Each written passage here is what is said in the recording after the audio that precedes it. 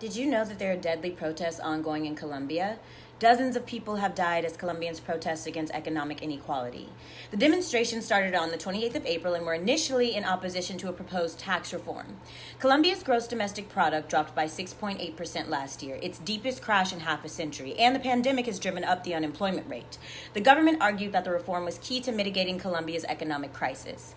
The proposed reform would lower the threshold at which salaries are taxed, affecting anyone with a monthly income of $656 or more. The proposal has caused outrage among many Colombians who say they're already struggling to feed their families during the pandemic. The reform preyed on the middle class, leaving the rich untouched, with more than half of Colombians currently at risk of falling below poverty lines. Protesters took to the streets to demand justice. The protest was organized by the country's biggest trade unions, but was also joined by many middle-class Colombians and members of indigenous groups. After 4 days of protests, the president announced that he would withdraw the bill.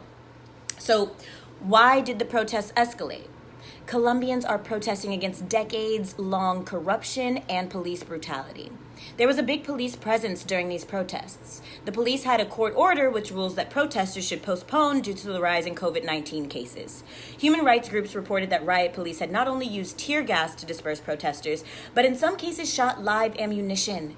Since April 28th, the WOLA, a human rights group in Latin America, has received countless reports of excessive use of force from several Colombian cities, Cali being the most severe. They've reported 26 victims of violent homicides, 140 victims of violent assaults, 761 arbitrary detentions, 216 violent interventions, at least 10 sexual assaults, and at least 56 allegations of disappearances. The people of Colombia need our help. We will post action items in the caption below. If you are able, anything helps.